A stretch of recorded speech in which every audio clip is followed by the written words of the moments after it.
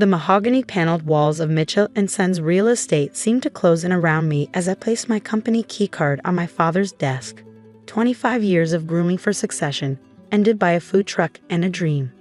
"This is absolutely ridiculous, Sophia," my father growled, his face turning that dangerous shade of red I remembered from childhood disappointments. "You want to throw away a $100 million real estate empire to sell tacos from a truck?" I stood my ground, though my hands trembled slightly. "They're not just tacos, Dad, my fusion recipes." He slammed his hand on the desk, making his top real estate mogul award rattle. "Your grandmother's recipes aren't going to pay for your lifestyle. This company is your birthright, your future."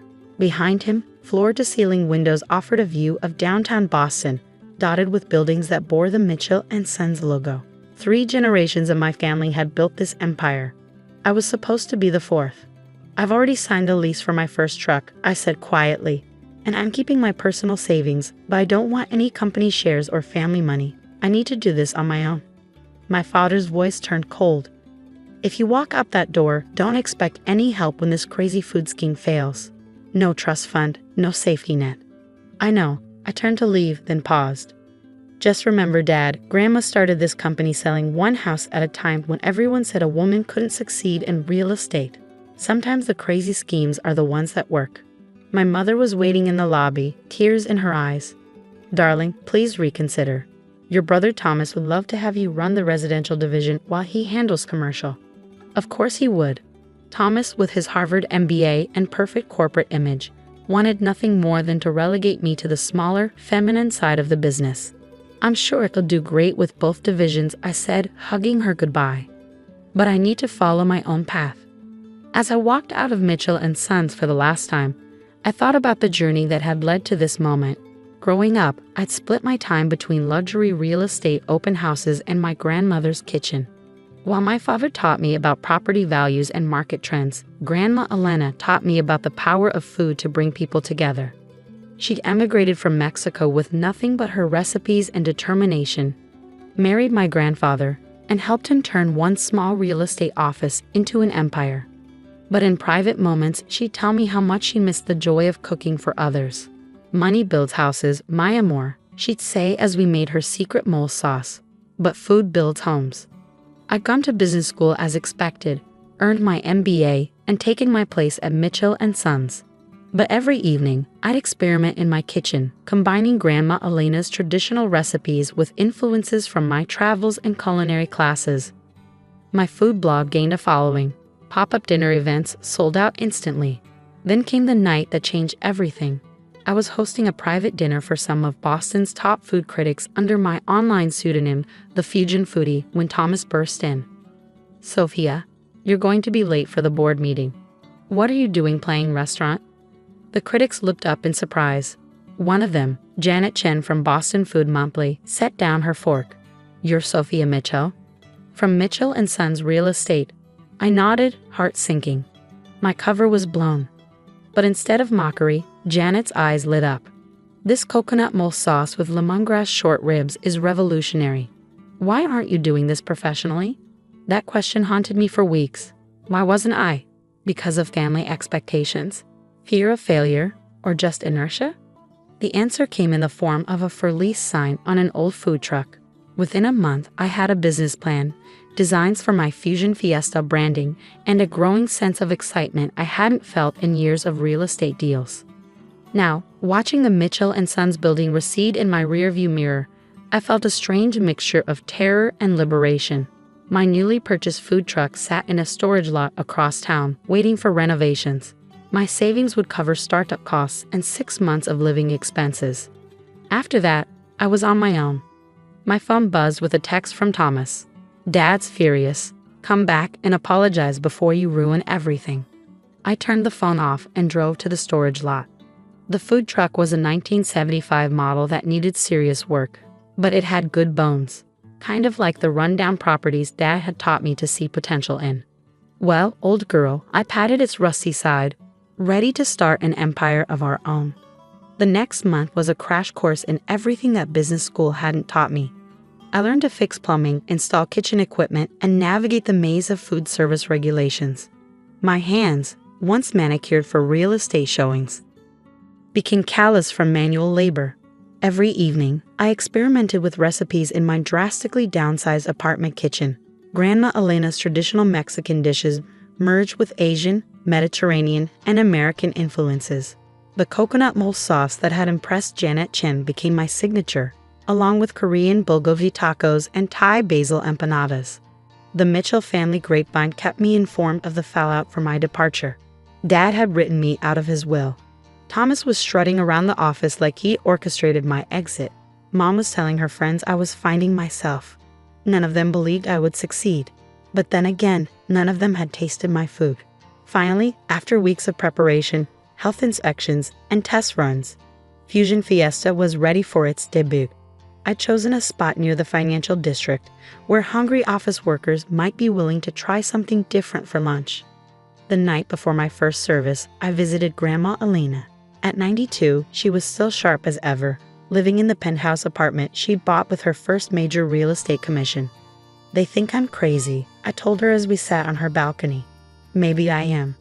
She took my hand, examining the burns and calluses with approval. "Your grandfather thought I was crazy too when I used my cooking money to put a down payment on that first office building. Sometimes crazy is just another word for brave." She pressed a small notebook into my hands, her personal recipe book, the one even my father hadn't been allowed to touch. Now these belong to someone who will use them with love. Dawn found me parked in my designated spot, prepping ingredients with shaking hands. Would anyone even show up? Had I just committed career suicide? At 11:30, I opened the window and waited. The lunch crowd began trickling past, most ignoring the new food truck. Then a familiar face appeared. Janet Chen, the food critic. I heard through the grapevine that the Fusion foodie was going mobile. She smiled. "One of everything, please." As she ate, a small crowd gathered, watching her reaction. Her eyes closed in pleasure at the first bite of my coconut mole short rib taco. "Absolutely magnificent," she declared loudly. "Worth leaving real estate for." By 12:30, I had a line around the block. By 2 o'clock, I was sold out completely. That evening, exhausted but exhilarated, I checked my phone for the first time all day. 20 missed calls from family members, all probably reading Janet Chen's live-tweeted review of my food truck debut. But I wasn't interested in their opinions anymore. I was too busy planning tomorrow's menu, calculating ingredient orders, and dreaming about a second truck. Sometimes leaving everything behind is just the first step toward building something better. I might not be selling million-dollar properties anymore. But as I counted my first day's earnings, I realized something. I'd never felt more like a true Mitchell entrepreneur. Janet Chen's review turned out to be just the beginning. Within a week, every major food blog in Boston had featured Fusion Fiesta. The lines got longer, the wait times increased, and soon I had regulars who would spend their entire lunch break just to get my coconut mole tacos. But success brought its own challenges. My brother Thomas started sending employees to spy on my operation, taking photos and noting down prices. Then suddenly, 3 new Fusion food trucks appeared in nearby spots, all owned by shell companies I traced back to Mitchell & Sons. "Really, Thomas?" I confronted him over the phone. "Food trucks? What happened to them being beneath the Mitchell name?" "Just protecting our market share," he replied smoothly. "Nothing personal, sis. Business is business." But their trucks failed within months. It turned out that authentic Fusion cuisine required more than just copying recipes and branding. It needed heart, passion, and the years I'd spent perfecting each dish. A year into my new venture, I had 3 trucks of my own, each with carefully trained staff and strict quality control. My original truck, which I still operated personally, had become a sort of test kitchen where I developed new recipes. That's when the real estate market started to shift. Commercial properties that Mitchell & Sons had heavily invested in began losing tenants as companies moved toward remote work. The residential division, which Thomas had always treated as secondary, was plagued by high interest rates and nervous buyers. I heard about their troubles through Grandma Elena, who still held a significant ownership stake in the company. "Your father won't admit it," she told me over Sunday dinner, "but they're over-leveraged. Thomas took too many risks, borrowed too much." I nodded, thinking about the business lessons I'd learned from running my food trucks. Bigger isn't always better. No, my amor. Sometimes the strongest businesses grow like good recipes, slowly, with care and attention. By then, Fusion Fiesta had evolved beyond just trucks. I'd opened a small test kitchen that offered cooking classes. Our catering division was booked months in advance for corporate events and weddings. I'd even started bottling my signature sauces, which now sold in specialty food stores across New England. Then came the opportunity I'd never expected. A prime corner property in downtown Boston, once home to a prestigious restaurant, went up for sale. The location was perfect, the bones of the building were solid, and thanks to the market downturn, the price was reasonable. I scheduled a viewing, only to find my father and Thomas already there, arguing with the realtor. "Sophia," my father's face darkened. "This isn't a place for food trucks. Mitchell & Sons is buying this building." Actually, the realtor interjected, "Ms. Mitchell's offer has already been accepted. Her financing is solid, and her business plan for the space is exactly what the sellers were hoping for." The look on their faces was priceless. I used my real estate training and connections to secure an SBA loan, leveraging Fusion Fiesta's proven track record and strong financials. The food truck they dismissed had given me the credentials to buy a $1 million property. The renovation took 6 months. I kept all 4 food trucks running while overseeing every detail of the restaurant's design. The grand dining room would showcase elevated versions of our street food menu. The basement would become a teaching kitchen for cooking classes. The roof would host a garden for fresh ingredients. Opening night was fully booked weeks in advance. Every food critic in Boston attended, along with local celebrities and business leaders. But the guests I was most nervous about were my parents and Thomas, who had surprisingly accepted my invitation. They sat at the best table, watching as plate after plate emerged from the kitchen. My coconut mole short ribs, now plated with traditional Mexican rice and Asian picked vegetables. Korean bulgogi tacos elevated with homemade kimchi and Grandma Elena's special salsa. Thai basil empanadas served with cucumber mint relish. "This is extraordinary," my mother finally said, emotion in her voice. "You've created something remarkable, Sophia." Thomas pushed his plate away, but I could see he cleaned it completely. "The location certainly helps. Though commercial real estate is struggling," I finished. "I know, I've been watching the market." My father set down his fork, studying me with new eyes. "You have, haven't you? Just like we taught you." That's when I laid my proposal on the table. A detailed analysis of Mitchell & Sons' portfolio, along with a plan to diversify into hospitality properties, using my connections in the restaurant industry to identify promising opportunities and tenants.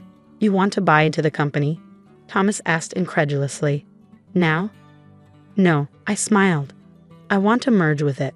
Fusion Hospitality Group has grown beyond just restaurants. We're positioned to expand into boutique hotels, specialty food markets, and culinary education centers. But we need a strong real estate partner." My father picked up the proposal, his experienced eyes scanning the numbers. "These projections are solid, but why should we trust?" "Because while you were trying to copy my food trucks, I was building a profitable hospitality empire. Because I took every lesson you taught me about real estate and applied it to a new market. And because right now, you need my success more than I need your name." The negotiations took weeks. Thomas fought it initially, but the board, seeing Fusion Hospitality's growth potential, sided with me. In the end, we structured a merger that preserved the best of both companies while charting a new direction. Mitchell & Sons Real Estate became Mitchell Fusion Group, with divisions in traditional real estate, hospitality properties, and culinary enterprises. I took charge of the hospitality division while helping modernize the residential and commercial operations. Thomas eventually found his footing running our commercial division, though he still won't admit that my food truck idea was brilliant. Dad's semi-retired but serves as a consultant, finally accepting that innovation doesn't always mean following the old path. The original Fusion Fiesta food truck sits in the lobby of our corporate headquarters, restored to its former glory. Next to it, a wall displays 2 photographs. One of Grandma Elena in front of the first Mitchell & Sons office, and one of me serving tacos from that truck on my first day. Last week, a young associate asked to meet with me. She was hesitant, nervous about sharing her unconventional idea for a new division of the company. "Some people might think it's crazy," she said, clutching her business plan. I smiled, remembering another young woman holding a food truck lease. Sometimes crazy is just another word for brave. Tell me more. Looking back, leaving Mitchell and Sons wasn't about rejecting my family's legacy. It was about finding my own way to build on it. Real estate taught me about property values, but food taught me about creating value. Both lessons proved essential to building something greater than either could have been alone. The Mitchell name still stands for success in Boston, but now it represents something more. The courage to take risks, the wisdom to trust your instincts, and the understanding that empires can be built on dreams as easily as deeds. Every Sunday, I still cook dinner for Grandma Elena using her recipes. She loves to remind me about the day I left real estate for a food truck. I knew then, she says, watching me make her mole sauce, that you would build something special. Because you weren't afraid to be a little bit crazy.